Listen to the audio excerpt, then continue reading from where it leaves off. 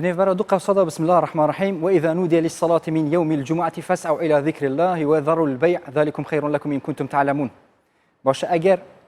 بابت گوتارا عینیه گوتارا اسلامی جی یعنی بگشتی هند بابت که گران بات نوا بر پرن قرآن دهات بات بحث کردن علی کدن وقت نوا اسلامی دا چه بحثه او بابتین تینا خواندن نوا گوتارا عینیه دا دوید چه بابتک بن هر واسا او رین ماین هات اینا دانان جبوی ما مستعین آینی و چوانیا گوتار خواندنه و تمید مادا دست پک اسلامی هر واسات نکدا ده چه بن افدم اباش وری کردستان بیشتر الباشور کردستان از جوان آبادم و ساعتی دامت گله دا بینو دیدار که طیبت لسر تواری گرنگ اوجی گوتارا اسلامی طیبتشی گوتارا روجا اینیه کو افریج روجا اینیه میوانت ماشی جبوی افروکا ده جدست راست ام دست بکنو ما مستمریوان نقشبندی بر پرس پیوندی وزارت اوقاف کاروبار انولی هراسا الناوند جی ما مصاب بشیر خلیل ما مستای آینی اسلامی هراسا ما مستای نصراوی پارزر راوشکارو توجر فکر اسلامی وجدهو که جی و ما مستا فرصت مرعی شرازات زانستان اسلامی دا دید گلمه دابه تماشا نجا ایدیل دست بکشی بری ام دست دی پیتا خوب کیند افرو کدا امی برف بازار سلیمانی و چونو راین جواز این خلق سلیمانی ورگرن درباره گوتارا عین ده راسا بوندارا و لسر کومالگه دا می غلط که عالمی غلطی کردو تیگی اما شبیه ما مسلمان و بیدیان بگینو حتی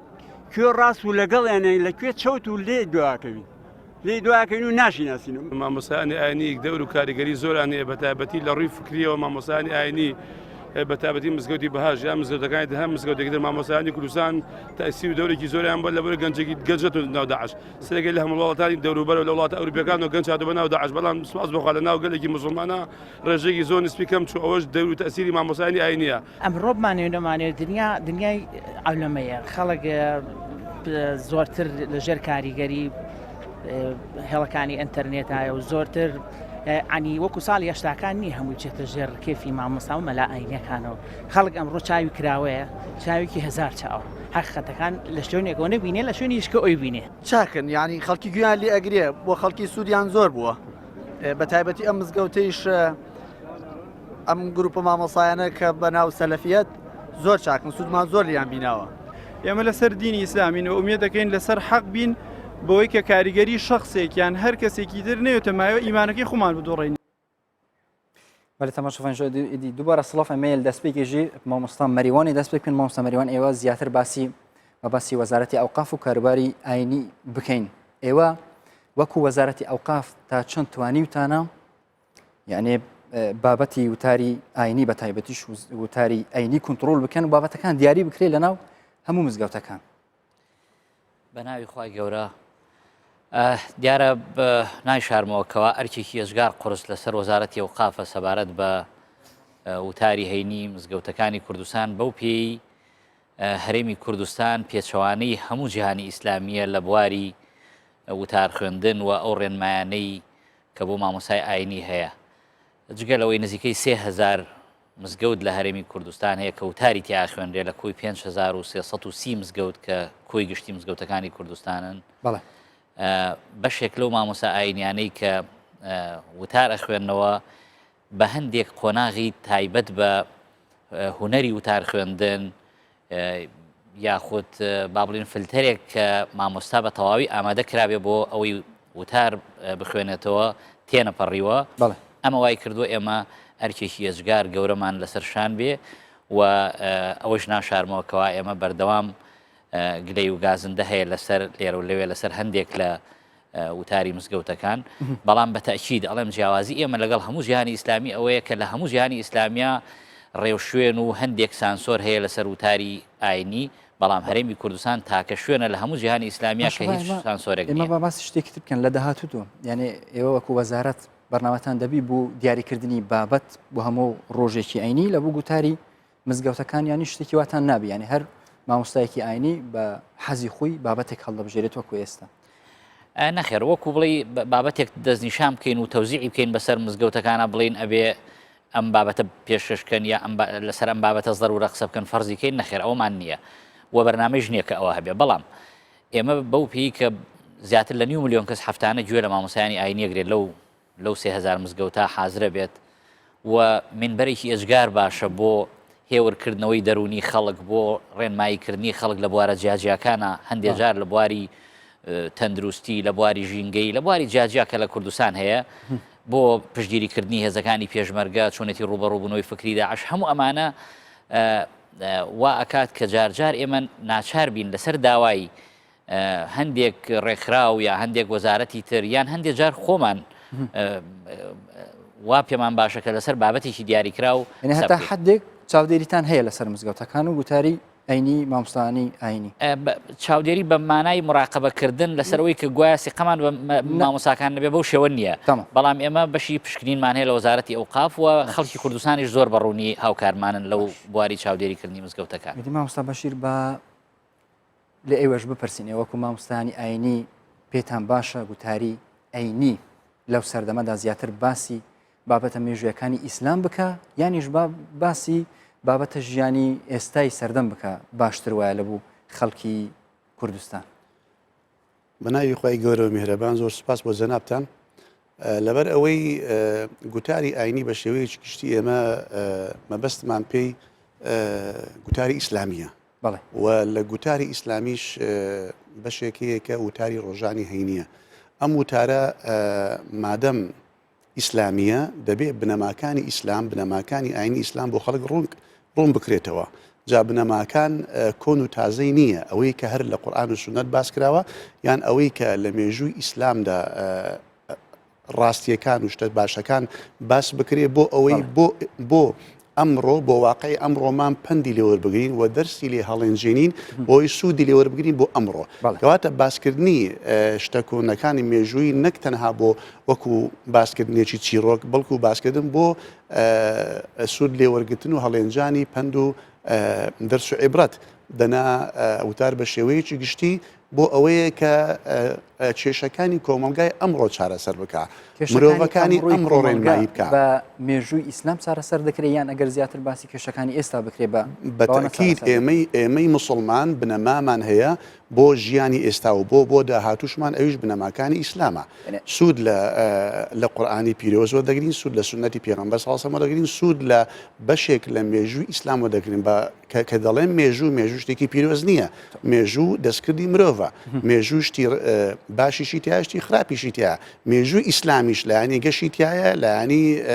ناڕۆشن و لایانی تاریکیشی تایە بۆیە لەبەرەوەی مرۆڤ ئەوانیان دروست کردووە مرۆڤش قابل هەموو شتێکە ئێمە دەکرێت سوود لە شتە باشەکان وەربگرین بۆ ئەمڕۆی خۆمان و پێویستیشە وتار بە شێوەیەکی گشتی سێ شت ڕەچاو بکە یەکەمیان کات دووهەم شوێن سێهەم مرۆڤەکان واتە بەگۆڕینی کات بەگۆڕینی زەمن دەبێ وتار بگۆڕێ بەگۆڕینی شوێنێکیش بەگۆڕینی شوێنیش وتار دەگۆڕێ بەگۆڕینی مرۆڤەکانیش وتار دەگۆڕێ سێ شتی گرنگە باست کرد لەسەر بابەتی وتاری هەینی بەڵام بە باسی کەساتی مامۆستای ئاینی بکەن لە وتار خوێندنەوەدا ئەو چ باسکرا لە ناو ئاینی ئیسلام چ یعنی مواسەفاتی تێدا بێ لە کاتی وتار خوێندنەوە چوون بێ لە کاتی هەڵسوکەوتی لەگەڵ خەڵکدا چوون بێ ئەو چوون باسکرا بێگومان کەسایەتی وتاربێژ پێویستە کەسایەتیەکی دیار و متەمەیز بێ لەبەرەوەی لەوانەیە زۆر کەس بتوانێت ببێتە ئیمام ببێتە پێشنوێش ببێتە مامۆستا و مدەڕیس لە قوتابخانەکان بەڵام هەموو ئەوانە ناتوانن ببنە وتاربێژ لەوانەیە مامۆستایەکی مفتیمان هەبێ کە زانایە زۆر زانا و دانەیە فتوا بدە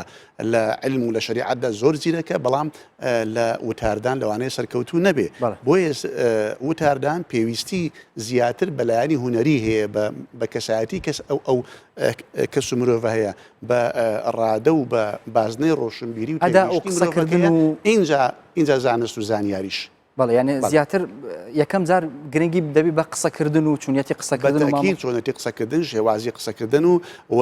ناسینی بەرامبەر و کاموشە بەکاردەینی کەیکەی بەکاردەینی بۆ بەکاردەینی یعنی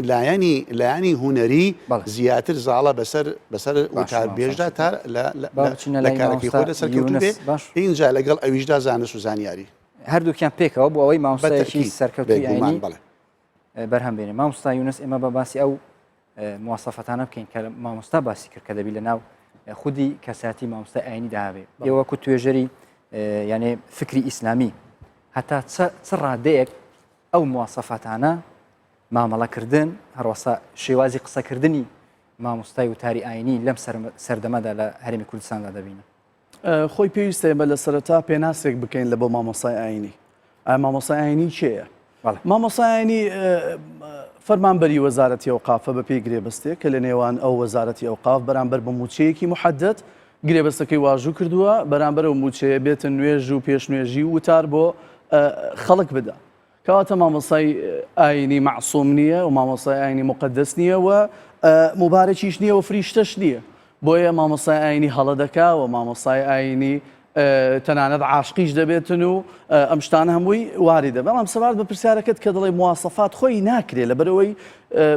ئەو عەدەدە زۆرت هەیە وەکو یا شێخ باسی کرد لە کوردستان یعنی تەنزیم نابێتەوە ئەو عەدەدە بێ لە قالبی دەی بەرامبەر ئەو هەموو نقاطەی کە بەڕێز حەداد ژماردی بەڵکو دەتوانرێت لە ڕێگەی وەزارەتی ئەوقاف و کاروباری ئاینی لوژنەیەک دروست بکرێت ئەو لوژنەیە لە کۆمەڵێک مامۆسای پسپۆڕ و مامۆسای نیشتیمانپەروەر و مامۆسای ئەوانەی کە ئیمانیان بە جەمالیات و بە هونەر و بە خۆشەویستی و بەیەکەوە ژیان هەیە ئەمانە بێن وتارەکان بنووسنەوە ئەو وتارانە هەموو هەینیان گشتگیر بکرێ بەسەر سەرجەم مامۆساکان و جگەلەوە ئەبێ ڕقابەش هەبێ چونکە یا شێخ وتی نییە ئەبێ ڕقابەش هەبێ ئەو شتەیە ئەو شتانە نییە کە وەکو مامۆستا ئەبێ هەبێ ئێمە باسەکەین کە دەبێ هەبێ بۆی تەنزیم بێت چونکە لە کاتێک کە ئێستا ئێمە لە کوردستان دەبینین مەسەلەن تەشهیر ڕوودەدا گوێندان هەیە لە مەقطع ڤیدیۆکان ئەبینین ینی گوێنی بەڕاستی گوێنی وا هەیە کە ئینسان ناتوانێت بشی جێڕێتەوە و تەکفیر هەیە و توندوتیژی هەیە ئەمانە لە ڕێگەی ئەو گشتگیرکردنی وتارە تەنزیم دەکرێت و هەچ کەسێک هەم مامۆسایەکی ئاینی کە پەیوەست نەبوو بەمە ئەمان بۆیان هەیە لە ڕێگەی لوژنەی ئینزیباتی چونکە ئەبێ ئەوە بزانێت لە کاتێک کە تۆ توندوتیژی بڵاو دەکەیەوە لە ڕێگەی منبەرێکیش کە موئەسسەسەیەکی گشتیە ئەمە پەیوەست هین دەبێت کاریگەری دەکاتە سەر ئەمنی قەومی دەوڵەت کە تۆ کەسێک بە کافردادنە یان ئەمە ئەڵێ ئەقەلیاتە و نازانم وەکو تەشیری زەردەشتەکانیان کرد کە ئەمان زینایی محارم و لە خوشتی خۆیان بۆ کەفارەتی گوناح دەیکەن ئەمانە دەچێتە ئەوەی کە تۆ هاونیشتیمانیان دابەش بکەیت لەسەر ئەساسی عقیدەیەک بۆ لە هەموو وڵاتان لە هەموو وڵاتان ئەمە ئەچێتە ژێر قانونی عنسوریەت بۆ ئەمەش تاوانە پێتان وایە یعنی ئەو مواصفەتانەی کە لەناو ئیسلام دەباسکران کە لەناو خودی کەساتی مامۆستا ئیسلامدا هەبە ئێستا نییە بخۆی تۆ مەسەلەن ئەگەر تۆ بێیتە سەو حەقیقەتە ئایا ڕەجول الدین واردە لە ئیسلام نەخێ ڕەجول الدین هەر شتێک نییە بە ناوی ڕەجول الدین باش نییەوە پاشان ئەوە بیدعەیە کە دروستکراوە و بێ مەعاش وەربگرێ مقابلی ئەوەی کە نوێژەکان ئەمە باسی مەعاش و شتی وامان نەکردێ باسی وەزارەتی ئەوقاف و گرێبەستشمان نەکردێ باسی وەزعەکە دەکەی کە لە چیەوە هات ئەسڵی وەزعەکە چونیەتی قسەکردن لەسەر مینبەر چونیەتی مامەڵەکردنی لەگەڵ خەڵک ئەوانە هەیە یان نە بەڵێ ئێمە لە ساڵانی ڕابردوو تەجروبەیەکی زۆرمان بینی لە کوردستان مەجموعەیەک مامۆستای ئاینی وەکو حەربا هەر ڕۆژێک لەونێک وەرەگرێ باشە ڕۆژێک ینی بەشێکیان ڕۆژێک میانڕەوە ڕۆژێک توێنڕەوە ڕۆژێک سەلەفیە ڕۆژێک ئەبێتە ئەشعەری ڕۆژێک ماتوریدیە ڕۆژێک ئەبێتە سۆفی جا ئەمە تەنزیم ناکرێتن ئەمە نێوان دوو قەوس ڕێگەی یعنی نییە و گشتگیرکردنی خۆتبا و ئەبێ ڕقابە هەبێتن بەڕاستی ئەوەش ئیشی وەزارەتی وەزارەتی ئەوقاف باشە ئێوە چون دەڕوان نەب یعنی خوێندنەوەی وتاری هەینی لە ڕابردوودا لەسەر فکری توندڕە و لەسەر پێکەوە ژیان و ئاشتی سیدکەگە بڵێ فکری توندڕەو نییە هەیە ئێستا توندڕەوی هەیە جستەیی هەیە و دەرونی هەیە و توندڕەوی بەرامبەر بە ژن هەیەەوەی کە دەڵێن ژن ناقص العقل و نازام چی تقبل على لە شێوەی ژنێکیەتن و لە ینی ژن لە شێوەی شەیتان دێتن و لە شێوەی شەیتان ئەڕواتن مەسا ئەوانە هەمووی هەیە فرێژنی کە ئێستا بەربڵاو بۆ کەسایەتی حەز دەکەین زیاتر باسی بابەتە بکەین یعنی زیاتر ئەم هاندانانەکە لە میبەرەوە زیاتر مامۆستا بڵێ زیاتر باسی ئەوە بکەین زیاتر فکری توندڕەو هەبووە لە پێشووتر زیاتر باسی مەسەلەن سەرەتای شەڕی داعش بکەین و تا ئێستا یانیش زیاتر لە گوتاری ئاینیدا باسی پێکەوە ژیان و ئاشتی کرایە تۆ ئاخر دەبێت توندڕەوی بیدایەت تەحدید ئێوە کو توێژەر ئێستا بەڕێی من ئێستا زیاتر بووە و ئێستا وەسائلەکان زیاترەوە بە سەوت و سوڕەژ ئەبیندرێ کە چۆن گوێن و ئیهانە دەکرێتن وە مەسەلەن کەسێک دێتن بە ئاشکرا لە فەزائیەک باسی ئەوە دەکا مەسەلەن ئەوەی کە ارتیداد بکا لە ئیسلام دەبێ بکوژرێتن ومە حەدیسی دەسەرەوە بەبێ ئەوەی جانبە جوانەکەی ئیسلامیش ببینێتن کە مەسەلەن لا ئیکراهە فی الدین مەسەلەن لەکم دین و کم وەلیە دین فمن شاء فلیؤمن ومن شاء فلیکفر بەوە متەمەسیکە بێت و لە هەفتەی ڕابردووش بینیمان لە فەزاییەک مامۆستایەکی بەرز و بەڕێز هاتووتی ئەمەی ارتیداد بکابێ بکوژرێ ئەوە حکمی ئیسلامە دامچینە باژەرە دووەکیش لێ دەرێژی مامۆستا فەرسەت مەرعی مامۆستای زۆنکۆی دەگەڵمەدە بە مامۆستا فەرسەت ئەفدەمێتەژی باش ئێدیان بەحسە مێژووە ئیسلامێ بکەین دەستپێکێ و حەتان و کەژی زێدەتر ناوە خوتبێدا گوتارە عینیەدا باشە زێدەتر یعنی چاو پێغەمبەری سەڵ سەر بن هەرسا سەحابیان ژی بەحسی سیاسەتی سەر مینبەرێکی ئەو نوکەیشدا چاوا منبر تێتە بکارینان ji بووی مەرەمین سیاسیش ئالiyên مامۆستای یعنی مامۆستایên ئاینî ve. زۆر سپاس. بسم الله الرحمن الرحیم. ڕاستی کە پێغەمبەر عەلەیهی سەڵات وسەلام تو بەحسی وتەڕوونێت پێغەمبەر عەلەیهی سەڵات وسەلام کە ئەو پێغەمبەر بوو ڕئیسە دەولەتێ بوو و پشتیوی ئەو خولەفایەت هاتین کە خولەفایەت ڕاشد بوون ئەوە جیوی گرتی و ئەو خەلیفە بوون هەموو هەر مازنە دەولەتێ ئەوی خودبەت خواند لەسەر منبەرە پێغەمبەری و حەدیثێت هەین و پشتیوی على اساس العلماء ورثة الأنبياء فيغافي اف مامۆستایەت خوێنن ئەوی جێ پێغەمبەریت گرن بەس طبیعی پشتی ئەف سیستەمی ئیسلامێ کو ئەوێت بێژن کو ئیسلام دین و دەولەتە فيغافي ئەو تشت نەمایە فيغافي ئیسلام یامای كدين يعني كسيستم إسلامي نظام إسلامي أساسا نظام حياته يعني إسلام يا جداية إيش آيني دي يعني طيبتش مسيحيته وهندك دي يعني إلى حد جياتي وإسلام نزيكي كاكو هردوكات جرت دنيا يجد جرت وآخرت يجد جرت. بله. بجا وتار سياسي أن وتار طيبت يا بيغمبر عليه الصلاة والسلام وخلفائه وتارك جلك جوان بو يبكارو بيك بو استناد سر بنماية إسلامت كيركا قرآن وحديث صحيح يا درست وهند عبرات كي قرآن يقول لقد كان عندك شروكة قرآن قصص لقد كان في عبرات في قصصهم عبرة جاب جوار ديت وهر تأكيد سر واقعي كده يعني جنابت أم واقعي كبير كين وقت أم بحثي خطبة كين نشتي عندما مستعد ما دي بحثي خطبة بالنبات المصري كات دي الدعاء خدا كات بيشت اللهم أفيض علينا النيل أو نظام نيل كيفية بلا دعاء كات كو ربارة كردستان فيزان نرابن شينا بحثي نيل كات بس فيت أم جمع كنا بين الصلاة ومعاصرة هردوكا يعني بنماية إسلامي مش بير نكين وأم واقعي إسلامي فيجا فيجي وطيبت واقعي ملتي ما كرد كالكردستاني مش بير نكين أم تأكيد بترسر واقعي خوب كين كام تشد جين فيردا سر كين متفيد أتشكي أما جبب كم كاكل فيري قضية مثلا وترخوينا شوا برادرة تأكيد سركير فيجا في راسته أو فرمانبرة طبيعي بس ما مستيف تقدير أخو جالك هبت شنجي بيغمبر صلى الله عليه وسلم يقولي العلماء ورثة الأنبياء أفيش تسر منبري أو جي بيغمبر يديرد يعني نشتي إكي فرمان بركي ديا كو بن هندا بناماي بت راستا دل بندا تعليماته بناماي بت بس بت أوي خصوصيات أخوها بت هيك تو محودي بسحكي يا رجال الدين طبيعي كانوت المسيحيات دا أنت يهوديات دا أنت أديان دي دا جل خدانا جه تقديره ويا بله يعني ما مستاج جه تقديره وجه احترامية بس الفيديو حس كم أما جاب كم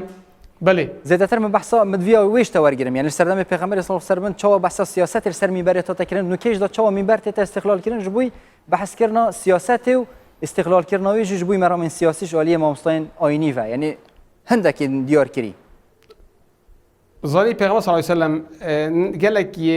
خدان ذوق بو پیغمبر خودي بو يعني قلتي ما بالو اقوام شجع يعني وقت بحثي كي تكر بناف نات قلتي يعني شجهت تجريح نات كيرن يعني جرحه هيئات نات كير يعني خدش بنتيجي بان ندابش ما بالو اقوام يعني قال لك ذوق بو قال فاتشتا جه داخلي هندك في قافي تشنا سرين من مستوانا بتشنا سرين ببرا پیغمبر عليه الصلاه والسلام دي استغلال كان هندا جا هيك ما مستقوتي بو هم ارمانجت خود شخصي بلكو استغلال كتبو ارمانجت سياسيه حزبك اونلاين السياسي يعني قال لك از بين من مستاهل مشنا سرين من برت اخفن ساكيت هزار مرو في المقابلوي اما دي سر دريش كات هندا شباب بيجت ما انزل الله بها من سلطان يعني قال لك تعليمات ان قال لك قال لك شرزايه متفت اس اما جاب كم تشتكي بالجام ما مستاهل آینی حق داخلين ده دوره بين يعني كليه في قاوي كليه شرعي 4 سال حق 2 سال دي في قاوي حاكم وقت بتاع حاكم دي خارج كليه يا صايبت 2 سال دي المعهد قضائي خوين بيمانجه قضائي بت ما مستعد آینی شي المعهد كي خان بنا 2 سال شو بنا دورات قالك يعني في قاوي وزاره اوقاف بيونديها بنا المشيخ ازهري قالك ما مستفرك كي بنا بير الدوره ند دوره هيفكي جريانه دوره 6 هيفا سال كي شهاده كي ورقت بسبوري كو انسان كي فقه كي متوازن با وسطي با دير باش تندو تيجي ودير باش خرافته وشعوذه بله ما صفر ست دي ام جي بي هيك نفتش هنا الدهات اذا بيت جيب جكرن بله تماشافان هجا ميز تر بحث في باباتي يعني تشرين ما كان كهمي كسك يعني جبوي ويني نبشت سر من برا مزقفته يعني هندك رين موين ديار كري هبنو هندك ما مصين ديار كري بشنا سر من بريت مزقفته تماشافان هجا ام دي بشتي كو ام بچنا اليه راين جواز ين باجار هولير السر گوترا ايني وباندوراوي جيل سر كومالگه ام دي پشتين كيف گرنه هیچ مزگەوتێک لە 250 کەس 300 کەسی کەمتر لێ نییە ئەتو ئەگەر بێت و بە شێوەیەکی بێلایەنە قسەی بکەی ئەوە مچین هەر 250 لێ دووەربگری بەس ئەگەر بێت و بەلایەنە قسەی بکەی مچینە لایەنی تر ئەو کەسانی کە لێوێن دەرن ئەگەر وەکو دینیش قسەی بکەی قسەکان تام و بۆی ئەو لایەنە پێوە دیار دەبی و لێ دووەرناگیرێ کابرا مەلابی قزمەتی قورعان و مزگەفتکە کو دەفتاندان پەرلەمان یان کوی ششتکە لە پەنای دینداریەوە قزمەتی مزگەفتکە مزگەوت دیارش خۆی چێوە نیە گوتبێ ئەوڕۆمان زۆر باش بوو مامۆستایەکەمان عیبی نەبوو بەنسبەت دین بەنسبەت هیچ حیزبەک هیچ زایانە قسەی نەکرد چ خوا پێغەمبەر گوتی ئەو قسە لەوەمان کرد و دوعای لە پێشمەرگە کرد و ئەو قسانە لەوەمان کردیان پێویستە یەکێتی بابەت واتە وەحدەی مەوضوع بپارێزی واتە لەسە مەوزوع بابرین باسی غەیبەت یان باسی زیناکردن یان باسی دزیکردن دەکا دەبی هەتا کۆتایی لەسەر ئەو بابەتەی بڕوە نەک دەمەک باسی غەیبەتی بکات لۆ من دوای بێتەوە سەر مەوزوعەچی دیواتە تێکەر و پێکەراویەک دروست بی ئێستا متابعە دەکرێت زۆر خودبەکان تێکەر و پێکەری پێوە دیارە ئەمڕۆ لە کوردستاندا ڕێی جیاواز هەیە زۆربەی مەلایەکان لایەنی سیاسیان هەیە ئەبینی اتجاهی بەرەو لایەنێکی سیاسیە بەڵام من ئەوەندا ئەڵێم ئیمڕۆ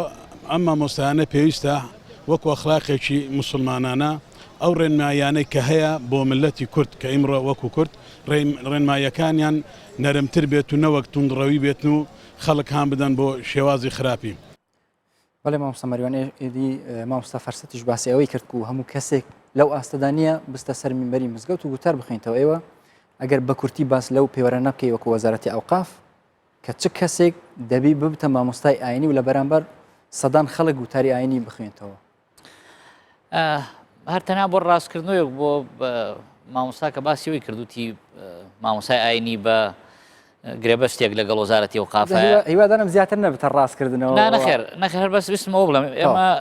مامۆستا هەمووی بە موچەیەک لە وەزارەتی ئەوقاف وتار نادایان لەو مزگەوتەکانە بە سەدان کەسمان هەیە بە خۆبەخشن و مامۆستا ڕەنگەیەکیان بێ لەو بەڕێزانی کە نەخێر بە سەدانمان هەیە خۆبەخشن بە سەدان ئەوانش دەکەن یان بە فەرمانی ئێمە لەوێن بەڵام خۆبەخش بەبێ پارە بەبێ بەرامبەر خزمەتەکەن لە مزگەوت تا پێشنوێژیەکەن بانگ ئەدەن خەتابەتەکەن هەموو شتێکەکەن ئەوانە بە سەدان ئێوەتان هەیە ئەوانیش دەگەڵێن ئەو پێوەرانی کە لە وەزارەتی ئەوقاف وەکوتم لەبەرەوەی ئێمە زۆرترین ئازادی هەیە وەشانازیش بەوەکەین زۆرترین ئازادی بۆ ئیمام و خەتیبی مزگەوتەکان لە سەرتاسەری جیهانی ئیسلامیان لە هەرێمی کوردستانایە کەمترین سانسۆریش لەسەریان هەیە چەند حاڵەتێکی زۆر بەسیط هەیە کە ئاماژەی بۆ کراوە لە ئەوە کە چۆن تەشیر نەکا هەڕەشە لە ئاسایشی نیشتیمانی نەکا لە ئاشتی کۆمەڵایەتی نەشێوێنی بەدەر لەمانە مامۆستا ئازادە چی وتووە کەس ڕێگری نەکردووە بەڵام بابەتێک کە زۆر گرنگ بوو هەموو جگە لە مامۆستای بەڕێزمان لە دهۆک چەند بەڕێزێکیش لە ناو راپۆرتەکەی بەڕێزان باسی کرد بابەتی بە سیاسی بوونی مامۆستا لە ناو مزگەوتە ئەمە گرفتی گەورەی ئێمە لە کوردستان نەکرد لە ئێستەوە ئێستان لەسەر ئەوە گرفتەنەمینەیانیش بەڵێ هەر لە دوای سەر هەڵدانی با بڵێن لە دوای ڕاپەڕینی خەڵکی کوردستان لە ساڵی 1990 بابەتی بە حیزبیکردنی مزگەوتەکان و منبەر و ئینتیمای مامۆستای ئاینی کە وتار خوێن ئەوە گەورەترین گرفت و بربەستە لە بەردەم وەزارەتی ئەوقاف بەڕاستی لە هەموویشی گەیشتوتە حاڵەتێک مامۆستا نایشارەتەوە ئەڵێ وەڵام من سەر بە فڵان حیزبم لەبەرەوە لایەن بردم لە منبەر یعنی بە عەلەنی ئێڵێ ئێمە سەر بە فڵان حیزبین و زۆر جاریش بانگەشە ئەکا بەڕوونی بۆ حیزبێکی سیاسی دیاریکرا و طبعا ئەمە هیچ حیزبێک معسووم نییە لەمانەوە خەڵک تەسەوور نەکاتە نامەبەستم حیزب ئیسلامیەکانە هەمویان بە جۆرێک لە جۆرەکان یانوێت سوود وەربگرن لە مزگەوت بۆ دەستکەوتی سیاسی کە ئەمە گەورەترین هەڵەیە و تا ئێستا چاوپۆشی لێکراوە بەڵام ئەبێ ئەوەش بڵێن بەڕاستی پێوەرەکانی وتاردان ئەبێ بە کۆمەڕێک فلتەر تێپەڕێ ئەبێ ئیمتیحان بکا لە ئەنجومی زانستی بەڵێ هەمووی ئەوانە هەیە بەڵام وەگوتم ئەو ژمارە زۆرەی مزگەوتەکانی کوردستان و ئەو ژمارە کەمەی ئیمام و خەتیب ئەو هۆکارە بێمە سەر ژمارەی زۆری مزگەوتەکان لە وڵاتانی عەرەبی ئێوەش زیاتر ئاگادارن هەمانە مەسجد و هەمانە جامع بەڵێ بۆچی لە کوردستان ئەوە نابینریم بۆ ئەوەی زیاتر وایە بۆ من لە هەموو مزگەوتێک دەبینم خودبە دەخینەوە مەسنی ئەوانی وتاری هەینی هەیە نەخێر 5330 مزگەوت لە هەرێمی کوردستان تۆمار کراوە لای ئێمە لە کەمتر لە 3000 وتار هەیە واتە ئەوانەی ناخینەوە زیاتر وابزانم هی گوندەکانە ئەگەر ناوانی دیکە ئەوەی ناو شارن نەخێر ناو شاری هەیە بەس گرفتی ترمانەیە ئێمە لە جیاوازی نێوان مەسافەی نێوان مزگەوتێک بۆ مزگەوتێکی تر لە هەندێک شوێنە 50 مەترە ئەمە یەکێکە لە گرفتەکان چارەسەر بکرێ مەسەن لە مزگەوتێک وتار هەبی من پێم وایە چارەسەرکردنی ئەم مۆزوعە سەبری ئەیوبی ئەوێ و بەم بارودۆخە سیاسیە شپرزەیی کوردستان وا بە سەریعی ناکرێ لەم وەزعی اقتصادی خراپەی ئێستا هەموو کەس مزایدە ئەکا لە سەرمان لەسەر ئەساسیەوەی کە ئێمە ناتوانین خزمەتی مزگەوتەکان بکەین ناتوانین خەرجی و پێداویستی مزگەوتەکان و کەرەستەی مزگەوتەکان دابین بکەین بۆیە بەڕاستی لەم بارودۆخا پێم وایە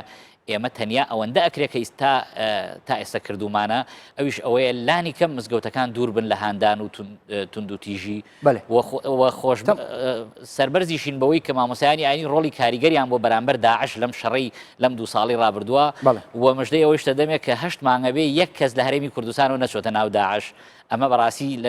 بە بەراورد لەگەڵ 500 کەس کە چوونەتە ناو داعش ئامارتان لە بەردەستانەوە وەزارەتی ئەوقاف باش مامۆستا بەشیر باباس لەوە بکەین ئێوە زیاتر مسلمانان نوێژ خوێنان زیاتر گلەی لەوە دەکەن لە کاتی هاتنەوە دەرەیان لە وتاری هەینی گلەی لەوە دەکەن کە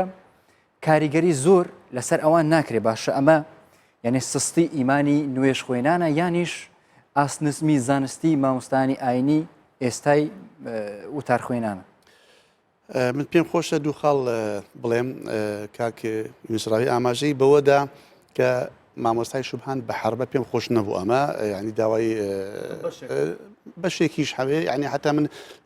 مامۆستای ئاینی زانای ئاینی ڕاستەقینە تاجی سەری ئەو هەمومانیشن ناکرێت بەو شێوەیە بیان شوبهێنین بە حربە ئەوە یەک خاڵی دووهەم ئەوەیە کە باسی لەوەی کرد کە مامۆستایانی ئاینی مۆزەفی ئەوقافن پێویستە لە هەموو شتێک پابەند بن لەلایانی ئیداریەوە لایانی ئیداریەوە ئەوان ڕاستە مۆزەفی حکوومەتن بەڵام لەلایانی شەرعیەوە پابەند بە شەرعن پابەند بە بنەماکانی ئاینی ئیسلامن چونکە پێغەمبەر صلی الله علیه و سلم دەفەرمێ لا طاعة لمخلوق في معصية الخالق يعني معنەیەوە نەبێ کە مامۆستای ئاینی مادەم مۆزەفی ئەوقافە مادەم موچە لەوە دەگرێت هەرچ ئەمریکی بۆ هات ناشەرعیش بێ دەبێت جێبەجێ بکەن نا ناشەرعی جێبەجێ ناکە تەنها لایانی ئیداریەکەی سەر بە وەزارەتی ئەوقاف مەسەلی مامۆستای ئاینی کە گوتت ئایا لایانی زانستی زۆر کاریگەری یعنی لەسەر نوێژ خوێنان ناکەن لە دێنە دەرەوە مامۆستای ئاینی هەمووی لە یەک ئاسنین هەموو لە یەک ئاسنین ئاستی باشیان هەیە ئاستی مامنەوانجیان هەیە ئاستی لاوازیشیان زۆرە ئەمە من لێرە بەڕاستی سەبەبەکە و هۆیەکە ناخەمە سەر مامۆستای ئاینی ئەمە مەسەلەی دام و دەستگاکانی ئاینی مزگەوت و ئەوقاف و هەموو ئەوانە بەدەرنیە لە سیستمی گشتی هەرێمی کوردستان سیستمی گشتی هەرێمی کوردستان سەقەتە هەر هەمووی سەقەت بووە لە هیچ شوێنێک لە زۆربەی شوێنێک و دەوائیر و وەزارەتەکان و ئەمانە یاسا و ڕێنماییەکان وەکو خۆی جێبەجێ ناکرێ بۆیە یعنی بەڕاستی بەربڵاویەک و فەوزاویەک و تێکەڵکێشێک هەیە کاکە وەزارەتی ئەوقافیش بەشێکە لەوان مزگەوتیش بەشێکە لەو دام و دەستگایانە دەنا چی قبول دەکا من نمونەت بۆ بێنمەوە ئایا وەزارەتی ناوخۆ قبول دەکا کەسێک کەوا دەرچووی کۆلیژی پۆلیس نەبێ جلی پۆلیس دەبەر بکا و ئەفسەر بێ بڵێ من ئەفسەرم قبول ناکە ئایا وەزارەتی تەندروستی قبول دەکا کەسێک دکتۆر نەبێ پزیشک نەبێ بڵێ کاکە بچێت لە خەستخانەکان عیلاج بکە نەخێر بەڵام هیچ کات لەمانە قبول ناکەن بەڵام هیچ دام و دەستگایەک نییە محاسبەی کەسێک بکا کە بۆ عەمامە لەبەرکە کە مەلاش نییە کە زانە نییە ئاخە باسی ئیسلام دەکا باسی ش دەکە فتواش دەدا فتوادا لە مزگەوت لەسەر مینبەر لە تەلەڤیزیۆن ئەوانە مامۆستای ئەومان هەیە کاکە تەلەڤیزیۆنی هەیە ئەیتر کەس کە پێناڵی کاکەوە بۆ لەکوێت بوو چۆنت هێنا چۆن بڕێوە دەبێکا یعنی شتێک نییە ڕێکی بخا وەزارەتی ئەوقاف و کاروباری ئاینی بەداخەوە چەندین کۆنفرانسی کردووە چەندین کۆبوونەوەی کردو کاک مەریوان ئاگایرەیە لەم کۆنفرانسانە لەوارەیە بەدەیان ملیۆن دینار بە سەدان ملیۆن دیناری تیا سەرف کراوە اینجا ڕاستپادە دەرچوە چەندین ڕاستپادەی چاک و باش بۆ ڕێخستنەوەی کاری و تاربێژی بۆ ڕێخستنەوەی مزگەوتەکان چ لە دروستکردنی مزگەوتەکان چ لە مەسەلەی وتاری ئاینی چ لەمانەدا هەمووی ئێستا بڕۆدان ئەو ڕاستپاردانە هەمووی لەسەر ڕەفەکان ماون تۆزی لەسەر نیشتووە جێبەجێ نەکراوە بە باسی ئەوەی بکەین ئیدی ئەگەر کەسێک نەچێتە وتاری هەینی و گوێڕایلی وتاری هەینی نەبێ گوناحێکی زۆر گەورەیانە بەڵام ئەگەر مامۆستەیەکی ئاسنزمی زانستی هەبێ و قسە لە بوو سەدان کەس بکە ئەو گوناحی چ دەبی لە ڕۆژی قیامەت من بەتەکی دوایە کە لەوانەیە سزای چ سزایەک وەردەگرێت کاکە سزایەکە ئەوەیە مامۆستا دەڵێ من ئەوەندە دەزانم ئەوەندە بنە لێرە داناوە منە لێرە داناوە بە ئەو جیهاتی کە جەنابتان دەڵێن ئێوە دەڵێن کە مامۆستا لێن دەرێ موەزەفە و کە مەفروزە مشریف بێ بەسەر مزگەوتەکان با باجێتەکە وزاتی وقف نەیڵێ بۆ دەیهێڵێ بۆ دەهێڵێ هەموو شتەکان مراقبیان من ڕاستە لەگەڵ ئەوە نیم کەوا سانسۆری تەواو سانسۆرێکی مخابەراتی هەواڵگری لەسەر مزگەوتەکان دابدرێت بەڵام مانای ئەوە نییە کە هیچ ئیشراف و متابعەیەکیشی نەبێت ئەمڕۆ بزانرای بەڕێزم ئەمڕۆ ڕاستە سانسۆر لەسەر مزگەوتەکان نییە بەڵام من دەڵێم نەک سانسۆری هەر ئەسڵەن ئاگیان لە مزگەوت نییە هیچ لە دامو دەستگاکان ئاگالێنێت تەنها لەوانەیە ئاسایش و ناوخۆ ئاگای لەکە مامۆستا چی گوت بانجی بکەن سبەینی محاسبەی بکە و لای بە شتی وای لێ بکە بەڵام پێش ئاسایش و پێش ناوخۆ مەفروزە ئەوقاف ئاگای لێ بێ مەفروزە یەکێتی زانایان ئاگای لێ بێ مەفروزە سندیکا کە بێ مەفروزە دامو دەستگایکی ئاینی هەبێ کەوەکەوە تایبەت بە وتاربێژان لیژنەیەکی تەواو لە زانایانی ئاینی معتەبەر لە کوردستان هەبێ لەوانەیە کە ینی خەڵک باوەڕ متمانەی پێ دەکەن ئەم لیژنەیە پێویستە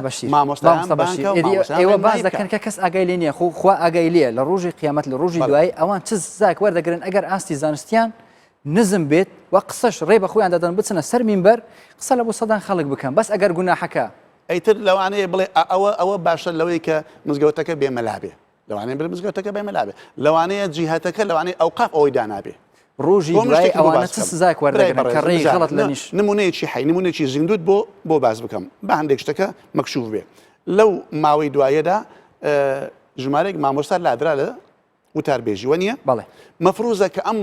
مامۆستایانە لادران بە هەر هۆیەک بوو بێ ئەوانەی کە لە جێ ئەواندا دەدرێن ئەگەر لەوان زیاتر مامۆستاتر نەبن لەوان کەمتر نەبن باش بۆی خەڵکی گەڕەکەکە توش شتێک نەبێ بەس ئەگەر بە کورتی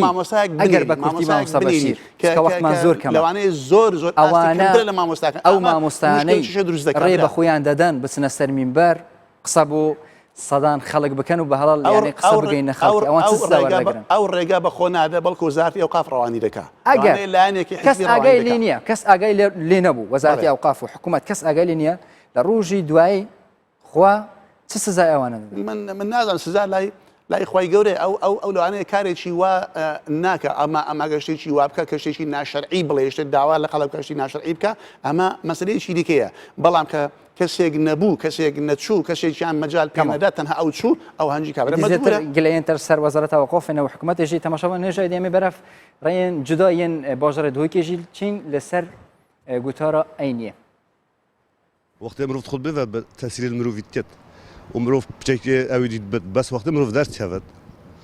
بجانا أنا بج همیش جنبه همی بشر همی هر یک شکل که مونه هندک تأثیری لید هندک وجه هم بو خود بو رسم چنت خود بیه هندک هم تصویر هم داشت نبیره وکی واجبه کی هم داشت چن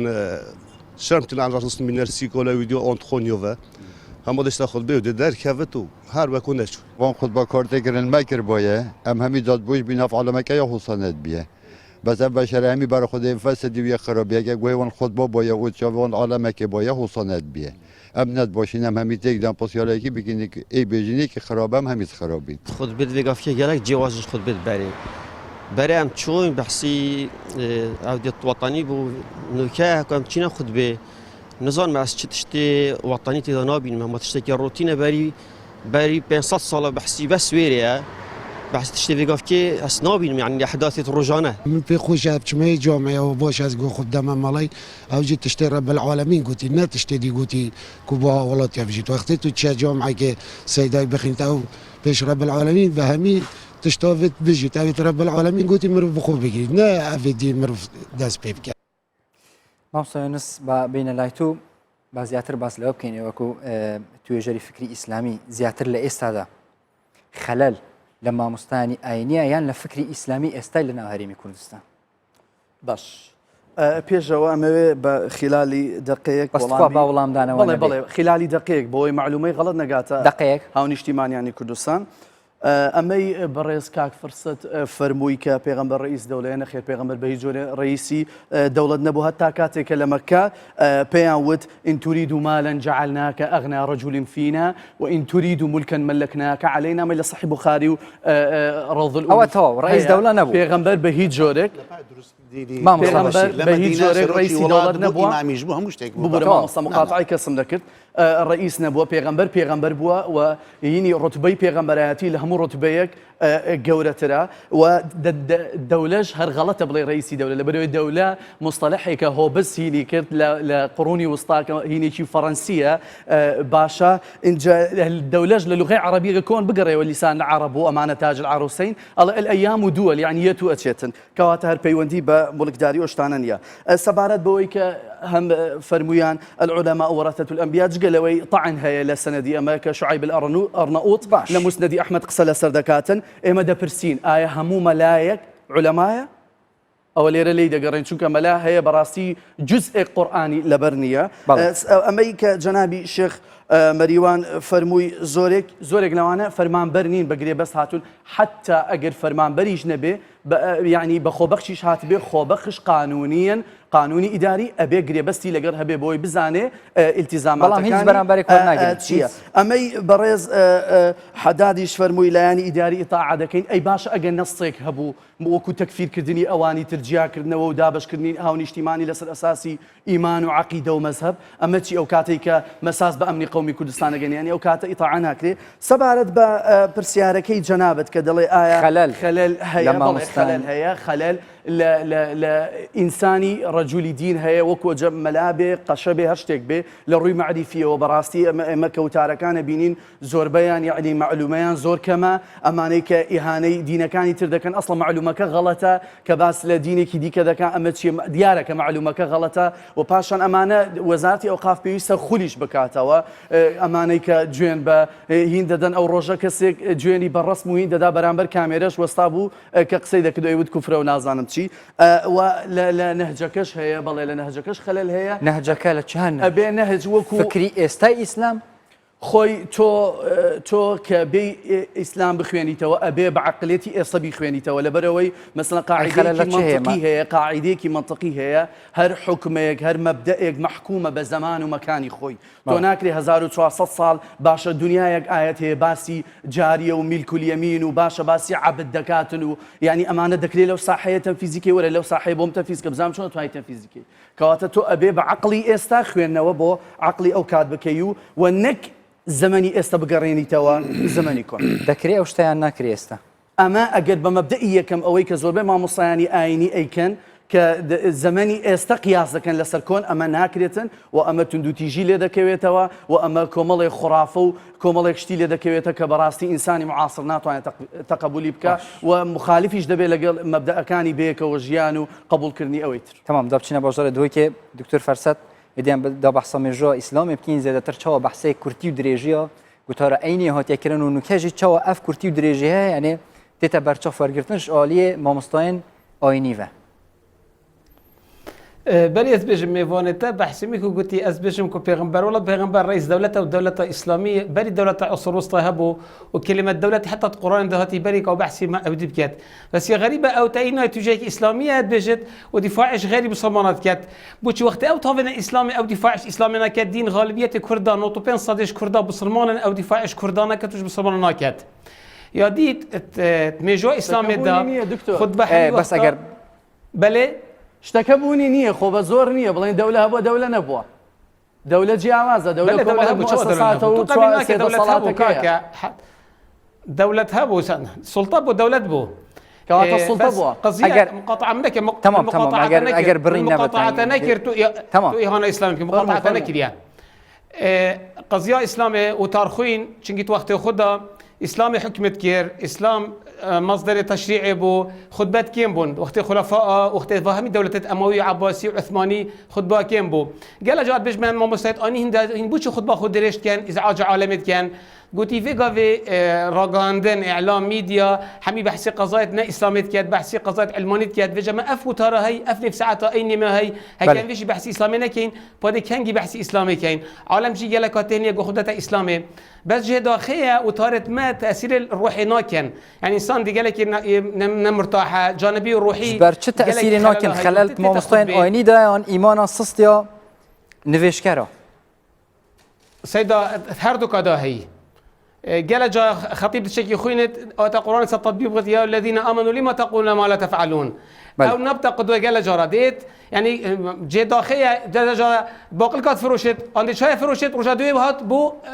إمام أم بو خطيب عند جي داخية كبري قايم أم جاكيري على الأقل خريج كل جاي كبت هيك خريج كل جاي كنبت أم بيمان جاي كنبت نشد بتاخد أخوين حكمت في قافية ملزمة ساكي أفشان جامعات نفكرن كردستان حتى في قافية جامعة كإسلاميين هات يفكرن أو كل جاي كخطيب إعداد كات بوش منينا هر باش مسي باشرت هين دوكو أربيل سليماني هيك هر كل جاي كيفكرن بإعداد خطباء ما مستمريوان بيشت ما 3000 مزگفتت هين بو خطبه على الاقل سال 100 شو ما مصطفى فرسات ايدي افا بحثي كورتين دريجيا خطبه ام بحثي ثمنه ما مستوى ايني بكين او شو هتي بحث كانت اسلامتيه دا وميجو اسلامي جدا سيدة بيت خطبة سيدة ما قل ودل لغة عربية ديار عمر ام بحثي عمري ما مستوى ايني بكين خطبه خيني بله ازل قالت ما فيت خطبتي كم بن او انما خط الشيء بجيني بنيف ساعتك كم تبجيني نك ساعتك ساعات ونيف مصلي عاجز كي قال مصلي عاجز بن ودش فيجو هي دش فيجو هدرت كبت اي ساعات يا اخوي او ملات كان يعني ما مصفصت ايدي اجر كرتي ملا اشاره ضابط ما مصفصت اجر كرتي بحثي ثمنه قران جبربت بحثي ثمن وعمري ما مستوى ايني خطبه خيني بتكرن چه ثمنك بدرستك جنج بت يانجي ظلام بت يانجي دان عمر بت چوا